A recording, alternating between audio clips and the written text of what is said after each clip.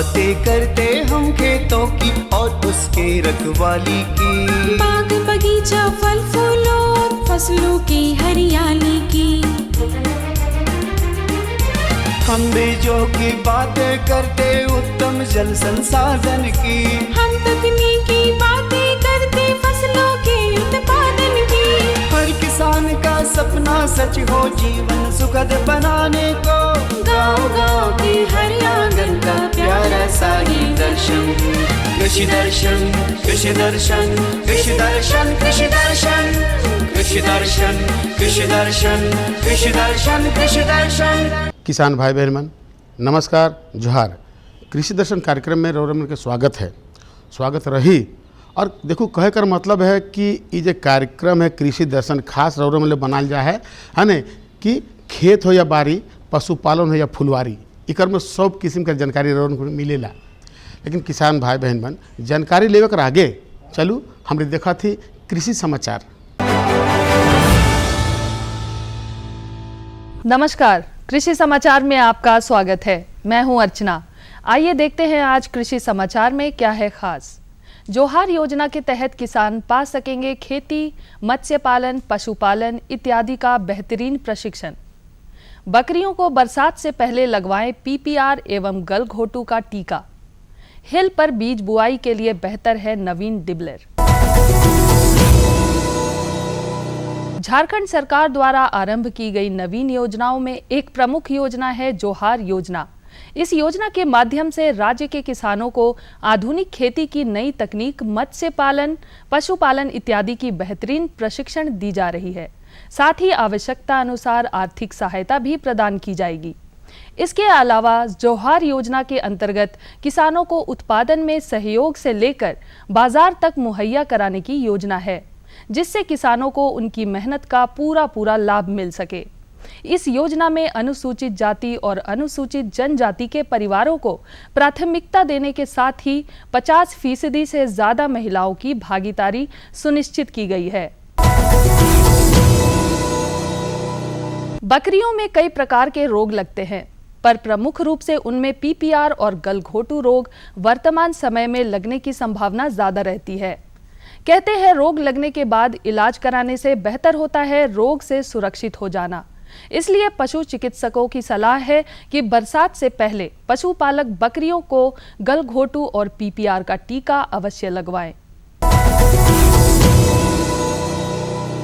खरीफ में जो किसान भाई मक्का लगाना चाहते हैं उनके लिए कृषि विशेषज्ञों द्वारा मक्का के अनुशंसित प्रभेद है गंगा, K25 और कंचन।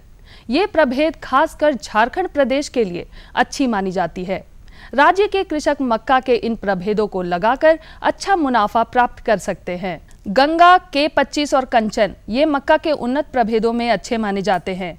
ये झारखंड की मिट्टी और जलवायु में अच्छी उपज प्रदान करती है। लगभग 80 से 85 दिनों में इसकी फसल तैयार हो जाती है। प्रति हेक्टेयर 20 किलोग्राम की दर से बीज की बुआई कर और उचित कृषि कार्यों को करके लगभग 35 से 40 क्विंटल उपज पाई जा सकती है। दुधारू पशुओं के थन में एक प्रकार का रोग लगता है जिसे थनैला रोग कहा जाता है। थन में सूजन होना, दूध निकलने का रास्ता पतला होना, दूध में मवाद आना या दूध फटा हुआ आना इत्यादि थनैला रोग के लक्षण हैं। थनैला रोग के लग जाने की स्थिति में पशु की मौत तो नहीं होती, लेकिन वह अनुपयोगी हो जाता है, जिससे पशुपालकों को बहुत नुकसान होता है। साफ सफाई इत्यादि कुछ बातों का ख्याल रखकर थनैला रोग से बचा जा सकता है। जैसे दूध दूहने से पहले हाथों को और थन को अच्छी तरह साफ कर लेना चाहिए।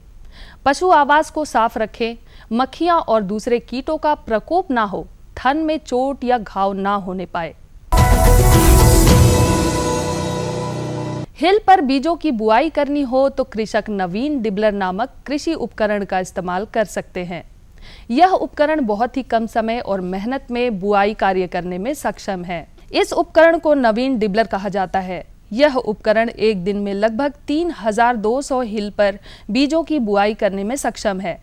इस नवीन डिबलर उपकरण के इस्तेमाल से किसान बहुत ही कम समय में बुआई कार्य खत्म कर सकते हैं। यह उपकरण बिरसक कृषि विश्वविद्यालय के अभियंत्रण विभाग से प्राप्त किया जा सकता है। और अब एक नजर राज्य के कुछ प्रमुख शहरों के मौसम के मिजाज पर। आज राज्य के कुछ प्रमुख शहरों के तापमान इस प्रकार दर्ज किए गए। रांची अधिकतम 34 डिग्री सेल्सियस, न्यूनतम 20 डिग्री सेल्सियस। देवघर अधिकतम 37 डिग्री सेल्सियस, न्यूनतम 19 डिग्री सेल्सियस। जमशेदपुर अधिकतम 37 डिग्री सेल्सियस, न्यूनतम 22 डिग्री सेल्सियस। मेदिनीनगर अधिकतम 35 डिग्री सेल्सियस, न्यूनतम 20 डिग्री सेल्सियस। धनबाद अधिकतम 37 डिग्री सेल्सियस, न्यूनतम 19 डिग्री सेल्सियस। कृषि समाचार में आज इतना ही। किसान भाइयों, कोरोना पूरी तरह समाप्त नहीं हुआ है, इसलिए आपसे अनुरोध है, जो कृषक छूट गए हैं वे टीका अवश्य लगवाएं और जिन्होंने टीका ले लिया है वे टीके का बूस्टर डोज अवश्य लगाएं। स्वस्थ रहें, सुरक्षित रहें। इसी के साथ अगले अंक तक के लिए दीजिए इजाजत। नमस्कार, जोहार। किसान भाई बहन मन, कृषि समाचार में रोरमन तकनीक कर बारे में, उपकरण कर बारे में, मौसम हाल कर बारे में और कृषि संबंधी नवा जानकारी मिलक। एखन बेरा हो जाए एक छोटा सा विराम के। हम विराम के बाद घूर के आवत ही और रोरमन के जानकारी देवत ही।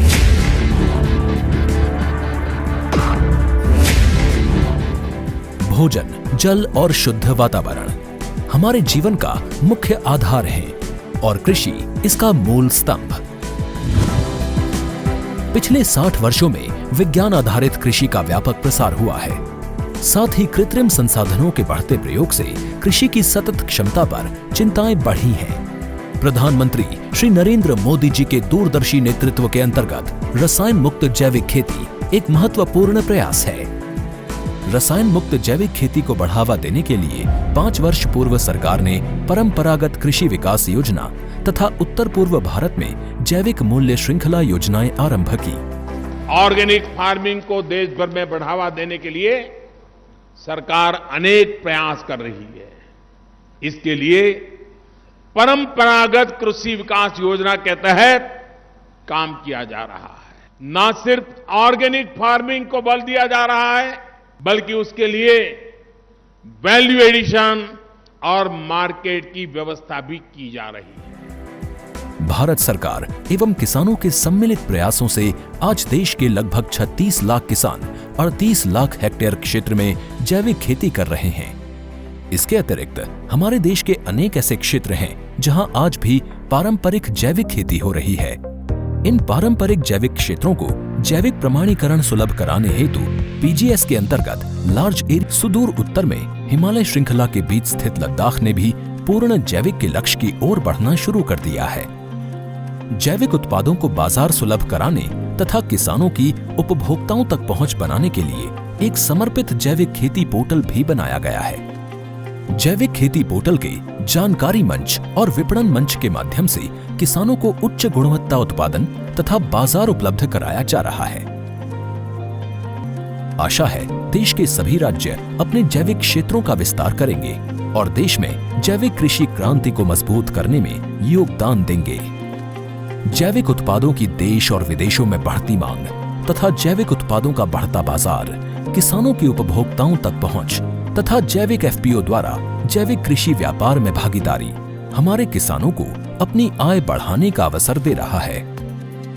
पिछले 5 वर्षों में जैविक कृषि उत्पादों का निर्यात दोगुने से अधिक बढ़कर 7,000 करोड़ रुपए से अधिक का हो गया है और इसमें प्रतिवर्ष 20% से अधिक की वृद्धि हो रही है। उम्मीद है पारंपरिक क्षेत्र के किसान भी इस बढ़ते बाजार से लाभान्वित होंगे और जैविक कृषि आंदोलन को आगे बढ़ाएंगे।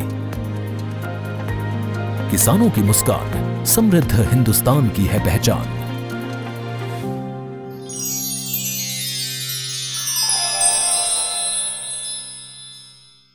आज का जो जानकारी है ये बहुत सुंदर है, बहुत बेस है। इके हर किसान भाई बहन मन के जानना बहुत जरूरी है। जरूरी से ले है कि मिट्टी नमूना कर जांच कितनी जरूरी है और इकर उचित समय का होवेला इनके जानना बहुत ज़रूरी है नहीं। अब कहो कि मिट्टी जांच करवाना काले ज़रूरी है, तो देखो किसान भाई बहन मन, जैसे आदमी मन बीमार पड़े ना है नहीं, और जांच से पता चले ना कि उकर में काकर कमी है, वह तरी अगर मिट्टी बीमार है तो जांच से पता चलेला कि ओकर में कौन सा पोषक तत्व कर कमी है और उ कमी के दूर करल जाला।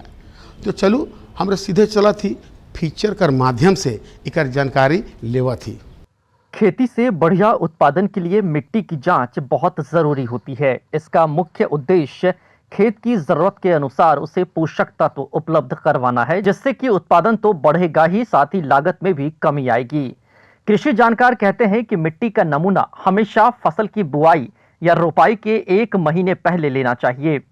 मई और जून महीना सबसे उपयुक्त रहता है। आज हम पहुंचे हैं कृषि विज्ञान केंद्र साहेबगंज। आज का हमारा विषय है मिट्टी की नमूने लेने का सही समय की जानकारी। इस विषय पर हमारे साथ बात करने के लिए मौजूद हैं कृषि विशेषज्ञ डॉक्टर माया कुमारी। आपका हमारे कार्यक्रम में बहुत बहुत स्वागत है मैडम। धन्यवाद। मैडम, मिट्टी का नमूना कैसे लें? किसान भाइयों, जैसा कि हम लोग सभी जानते हैं कि हमारे जीवन में मिट्टी का अहम रोल है। मिट्टी से ही विभिन्न तरह का पैदावार होती है और उसी पैदावार से हम लोगों का जीवन यापन चलता है। अगर हमारी मिट्टी खराब हो जाए तो फिर पैदावार भी खराब होगी और उसकी वजह से विभिन्न तरह की बीमारियां मानव जाति को होने लग गया है और यह असर दिन प्रतिदिन हम लोगों को दिखाई पड़ने लग गया है। हम लोग खेतों में अंधाधुंध उर्वरक और खाद का प्रयोग करते जा रहे हैं, जिसकी वजह से हमारे मिट्टी का जो हेल्थ है वह खराब होते जा रहा है। ऊपर से बहुत ज़्यादा हमारे यहाँ प्रदूषण फैल गया है और उस प्रदूषण की वजह से हमारी मिट्टी भी प्रदूषित हो जाती है। किसान भाइयों से आग्रह किया जाता है कि आप अगर मिट्टी के हेल्थ को सही रखना चाहते हैं तो आप मिट्टी का जांच समय समय पर करवाते रहिए। तो अब किसान भाई प्रश्न यह उठता है कि हम मिट्टी की जांच अगर करवाते हैं तो मिट्टी का नमूना कैसे लें। ऐसा नहीं है कि अगर हमको एक खेत का मिट्टी की जांच करवाना है तो हम जहां मन हुआ वहां से मिट्टी ले लेंगे, ऐसा नहीं होता है किसान भाई। उसके लिए कुछ रूल को फॉलो करना पड़ता है। अगर आपको एक खेत की मिट्टी लेनी है तो एक खेत का कम से कम 10 से 12 जगहों को हम लोग चिन्हित करते हैं। जिस जगह को आप चिन्हित किए हुए हैं उसमें से मिट्टी लेने के पहले जो घास पतवार है या कंकर पत्थर है हम उसको निकाल करके फेंक देंगे। अगर पॉलीथीन का टुकड़ा वगैरह है तो हम उसको निकाल करके फेंक देंगे। इसके बाद हम कुदाल की सहायता से उसमें भी के आकृति का, जो अल्फ़ाबेट अंग्रेजी का भी होता है, उस भी के आकृति का हम एक गड्ढा करेंगे और वो गड्ढा जो है कम से कम 15 सेंटीमीटर तक गड्ढा करेंगे। गड्ढा करने के बाद गड्ढा से जो मिट्टी निकला हुआ है उस मिट्टी को हम बाहर फेंक देते हैं। जिस खेत का नमूना लेना हो उसके अलग अलग 8 से 10 स्थानों पर निशान लगाएं। चुनी हुई जगह से ऊपरी सतह से घास फूस हटा दें। सतह से 15 सेंटीमीटर यानी आधा फुट गहरा गड्ढा खोदकर खुरपे से एक तरफ से उंगली की मोटाई तक का ऊपर से नीचे तक का नमूना काट लें। मिट्टी को बाल्टी या टब में इकट्ठा कर लें। इसी तरह सभी स्थानों से नमूना इकट्ठा कर लें और अच्छी तरह से मिला लें। ठीक शेप के जो साइड से कम 2 से 3 सेंटीमीटर जो है कि हम मिट्टी को खरोंच के निकाल लेते हैं। निकालने के बाद इसी तरह जो है यह जो प्रोसेस है हम एक खेत में कम से कम 10 से 12 जगहों पे करेंगे। जब आप ऐसा करेंगे तो आपके पास 4 से 5 केजी मिट्टी हो जाएगा। अब उस मिट्टी को हम क्या करते हैं कि कोई छायादार जगह पर हम सुखाते हैं। हम किसान भाइयों को सलाह देना चाहते हैं, कभी भी जांच करने वाली जो मिट्टी आप जो नमूना लिए हुए हैं उसको कभी भी हम धूप में नहीं सुखाएंगे, हम छाँव वाले जगह में सुखाएंगे। जब मिट्टी सूख जाता है तब फिर हम उसको क्या करते हैं, उसको चूर्ण बनाते हैं, महीन कर देते हैं। महीन करने के बाद एक साफ़ सुथरा फर्श में जो है उस मिट्टी को हम फैलाते हैं। और फैलाने का जो है कि वह इस तरह से फैलाएंगे कि वो गोलाकार एक वृत्त की आकृति ले ले। ये जैसे एक रोटी बनता है उसी तरह हम मिट्टी को फैला देंगे। फैलाने के बाद फिर उसमें हम क्रॉस का चिन्ह मारेंगे, जो मल्टीप्लिकेशन का चिन्ह होता है, ये क्रॉस का चिन्ह मारेंगे। जब हम क्रॉस का चिन्ह मारते हैं तो मिट्टी 4 भागों में बढ़ जाता है। उसमें से हम 2 भाग मिट्टी बाहर फेंक देते हैं और 2 भाग मिट्टी को हम लेते हैं। फिर हम जो 2 भाग मिट्टी है हम उसका फिर जो है कि एक वृत्त बनाते हैं, फर्श में फैला देते हैं और उसी प्रोसेस को हम दोहराते हैं। उसमें क्रॉस मार्क करते हैं, फिर जो है कि 2 साइड के मिट्टी को फेंक देते हैं, फिर 2 साइड के मिट्टी को लेते हैं। यह प्रोसेस हम तब तक करते रहेंगे जब तक मिट्टी हमारा आधा किलो नहीं बच जाए।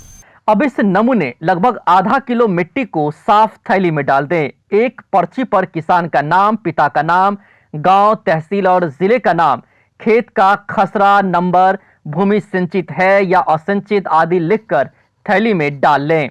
नमूना लेते समय क्या क्या सावधानियां बरतनी चाहिए, इस बारे में जानकारी बहुत जरूरी है। जिस बैग में हमें भरना है उस बैग में हमेशा जो है वह साफ सुथरा होना चाहिए। वह बैग कभी भी उर्वरक वाला नहीं होना चाहिए, खाद वाला नहीं होना चाहिए, कटा छटा या गंदा नहीं होना चाहिए, नहीं तो जो मिट्टी का रिजल्ट आता है वो खराब हो जाता है। तो किसान भाइयों, आप इसमें थोड़ा सा ध्यान देंगे। अब मिट्टी को हम एक बैग में भर देते हैं और 2 ठो कागज के टुकड़े में हम नाम, पता, खेत का नाम, एड्रेस, पिन नंबर सब जो है कि उसमें लिख देते हैं। और हमको यह ध्यान रखना होगा कि जो कागज़ में हम लिखते हैं वह कभी भी इंक पेन से नहीं होना चाहिए, स्याही वाले पेन से नहीं होना चाहिए, वह हमेशा ही बॉल पेन से होना चाहिए, क्योंकि हो सकता है मिट्टी की वजह से जो स्याही वाला है वो ख़त्म हो जाएगा। इसीलिए हम सलाह देते हैं कि आप जो है बॉल पेन का ही प्रयोग करेंगे। अब जो वो कागज़ जिसमें आप एड्रेस लिखे हुए हैं, खेत का नाम लिखे हुए हैं, उसका एक एड्रेस है वो बैग के अंदर रख देना चाहिए और दूसरा बैग के बाहर चिपका देना चाहिए। इससे क्या होता है कि किसानों को भी दिक्कत नहीं होती है कि आप किस खेत का मिट्टी, कभी कभी ऐसा होता है कि अगर जो पुर्जा नहीं रहेगा तो वो किसान भूल जाते हैं कि यह मिट्टी किस खेत का है। प्लस जो जांच करता है प्रयोगशाला में, वहाँ भी लोगों को दिक्कत नहीं होती है, ये पता रहता है कि यह मिट्टी जो है इस किसान का है और इस खेत का है। इसीलिए वह जो कागज़ का टुकड़ा है, कागज़ का जो पुर्जा है, उसको किसान भाई देना ना भूलें। तो देखो, ये जानकारी पाली नहीं और बेस लागलक। अब रौरमन के माटी जांच कराए के है तो कब करवाना है, कैसे करवाने जानकारी मिल गलक। तो अपन कार्यक्रम के हम आगे बढ़ा थी दूसर जानकारी की ओर। दूसर जानकारी है ओल कर उन्नत खेती कर बारे में, है नी। ओल कर उन्नत खेती और वैज्ञानिक तरीका, ये दुइयों कर बारे में जानना बहुत जरूरी है। तो कहे कर मतलब है कि चलू हमरे सीधे चला थी, हमरे कर जो विशेषज्ञ साहब हैं उनकर से जानकारी लेवा थी। अगर हम कंद वर्गीय सब्जी की बात करते हैं तो हमारे झारखंड प्रदेश के किसान जो है ओल की खेती बृहद पैमाने पर करते हैं, जिससे उन्हें काफ़ी आर्थिक रूप से इससे फ़ायदा भी होता है। इसी क्रम में हमारे साथ बिरसा कृषि विश्वविद्यालय के वैज्ञानिक डॉक्टर प्रमोद कुमार जी हैं। आइए उनसे हम जानते हैं कि ओल की वैज्ञानिक बहुउन्नत खेती किस तरीके से की जाए। सर, आपका हमारे कार्यक्रम में बहुत बहुत स्वागत है। धन्यवाद और सभी किसान भाइयों को मेरा जोहार। अगर हम ओल की खेती की बात करते हैं, अगर वैज्ञानिक और उन्नत खेती की बात करते हैं तो हमारे किसान भाई किस तरीके से करें उनको अधिक से अधिक आर्थिक फ़ायदा हो। ओल जैसा कि सभी जानते हैं, इसको ये काफ़ी यहाँ प्रचलित सब्जी है। ये ओल या सूरन या इसको जिमीकंद या एलिफेंट फुट या आम के नाम से जाना जाता है। तो इसके खेती के लिए अभी सबसे जो उपयुक्त समय है ये लगाने का, ये मार्च अप्रैल से लेकर के जून तक इसको लगाया जाता है। जहाँ सिंचाई का सुविधा है वहाँ हम लोग मार्च से लेकर के अप्रैल मई तक लगा सकते हैं, जून तक। और अगर जहाँ पर ये आपका सिंचाई का सुविधा नहीं है, बारिश आधारित खेती होती है, वहाँ पर हम लोग इसको बरसात के मौसम में शुरुआत में ही जून जुलाई में लगा देते हैं। खेत की तैयारी के लिए सबसे पहले खेत को मोल्ड हल से एक बार खेत की जुताई करनी चाहिए। उसके बाद 2-3 गहरी जुताई इसको रिजर्व हल से करना चाहिए। ध्यान रखें किसान भाई कि हर एक जुताई के बाद ये पाटा चला करके खेत को समतल कर लें। ओल के लिए सबसे उपयुक्त गजेंद्र ओल है, इसके बाद राजेंद्र ओल है, N15, उसके बाद संतरा गाछी, ये सब जो है बहुत ही अच्छी किस्में हैं। लेकिन सबसे ज़्यादा पॉपुलर जो झारखंड में है वो गजेंद्र ओल है। इसका खेती अधिक किसान भाई कर रहे हैं, ज़्यादा से ज़्यादा किसान जो है गजेंद्र ओल का ही खेती कर रहे हैं। ये लगाने के पहले बीजोपचार करते हैं, तो उसके लिए हम लोग इमिशन और से 5 ग्राम प्रति लीटर पानी में और स्ट्रेप्टोसाइक्लिन 0.5 ग्राम प्रति लीटर पानी में हम इसको घोल करके और 20 से 25 मिनट कंद को उसमें छोड़ देते हैं। और कंद का जो वज़न है वो हम लोग 250 ग्राम से आधा केजी तक वज़न का वो लेते हैं, बुआई करते हैं। अगर कंद बड़ा है तो उसको हम लोग काट लेते हैं, काट करके 250 ग्राम या आधा केजी तक करते हैं। उसमें ध्यान केवल ये रखना है कि उसमें जो अंकुर जहाँ से निकलता है वो उसका पार्ट जरूर होना चाहिए, ताकि आपका जर्मिनेशन जो है सभी कंद से हो जाए। अगर हम लोग 250 ग्राम का लगाते हैं तो वो 75 सेंटीमीटर पर लगाएंगे, और अगर आधा केजी का लगाते हैं तो 1 मीटर की दूरी पर लगाएंगे। जितना बड़ा साइज का बीज होगा उतना ही ज़्यादा उसमें ग्रोथ होता है, इसलिए दूरी उसको ज़्यादा कर दिया जाता है। और लगाने का 2 तरीका है, एक तो कि नाली बना करके खेत अगर समतल किए हैं तो वो 1 मीटर या 75 सेंटीमीटर दूरी पर हम लोग नाली बना लेते हैं, और उसमें जो भी अनुशंसित खाद का मात्रा है पहले दे करके और तब बीज का बुआई करते हैं 75 सेंटीमीटर दूरी पर। और दूसरा जो तरीका है वो आपका गड्ढा बना करके 30 से 40 सेंटीमीटर का गड्ढा बना करके उसमें हम लोग पहले जो अनुशंसित खाद का मात्रा है उसको हम लोग दे देते हैं, और तब बीज को उसमें डाल करके सीधा जो है अंकुर का जो पोजीशन है वो ऊपर तरफ रहना चाहिए, ताकि उसमें जर्मिनेशन बढ़िया हो। और उसके बाद हम लोग मिट्टी से ढक देते हैं, और उस ढकने के बाद उसको पिरामिड नुमा बना देते हैं, ताकि उसमें जल जमाव ना हो और पानी बरसात में बाहर निकल जाए। ये तो बुआई का तरीका बताया किस तरीके से बुआई करना है। बुआई का सबसे प्रमुख सिंचाई की व्यवस्था है, क्योंकि अगर जितनी अच्छी सिंचाई होगी उतनी अच्छी फसल होगी। तो सिंचाई कितनी मात्रा में करनी चाहिए, कितनी समय अवधि में करनी चाहिए? ओल के लिए अगर हम लोग मार्च से अप्रैल मई जून गर्मी के मौसम जब लगाते हैं तो उसमें 1 या 2 सिंचाई तो ज़रूरी है, लेकिन ध्यान रखना है कि अगर अधिक गर्मी पड़े तो उसमें नमी बना कर रखना है। बुआई के बाद मल्चिंग भी इसीलिए किया जाता है। मल्चिंग या तो पुआल से करेंगे या सूखा पेड़ का सूखा पत्ता से करेंगे। मल्चिंग के से वो आपका खरपतवार का भी जो है वो कंट्रोल होता है, कम निकलता है, नमी बना रहता है। ये बुआई के बाद हम लोग जो देते हैं खरपतवार, तो उसमें ये मल्चिंग का भी प्रयोग करना चाहिए। सर, आपने बताया कि सिंचाई और मल्चिंग बहुत ही महत्वपूर्ण है। जितना अच्छा सिंचाई और मल्चिंग करेंगे इसकी पैदावार उतनी अधिक होगी। अगर सिंचाई के बाद की बात करते हैं तो उर्वरक व्यवस्था, उर्वरक प्रबंधन बहुत ही महत्वपूर्ण है। उर्वरक प्रबंधन किस तरीके से करें, और अगर जैविक तरीके से कर रहे हैं तो जैविक खाद में कौन सा खाद का कितना मात्रा में उपयोग करना है, रासायनिक तरीके से कर रहे हैं तो कितनी मात्रा का उसमें उपयोग करना है? इसमें समेकित ये प्रबंधन करना चाहिए, उर्वरक प्रबंधन। तो इसमें जो है आपका कंपोस्ट जो जैविक खाद हुआ, जिसमें सड़ा हुआ गोबर खाद, वो कम से कम 3 से 4 केजी प्रत्येक गड्ढा में डालना चाहिए लगाने के पहले। या अगर हम लोग नाली बना करके कर रहे हैं तो उसमें हम लोग पहले नाली में ही देंगे। और ये जो रासायनिक खाद है वो 80, 60 और 80 के अनुपात में नाइट्रोजन, फास्फोरस और पोटास का उपयोग करना है।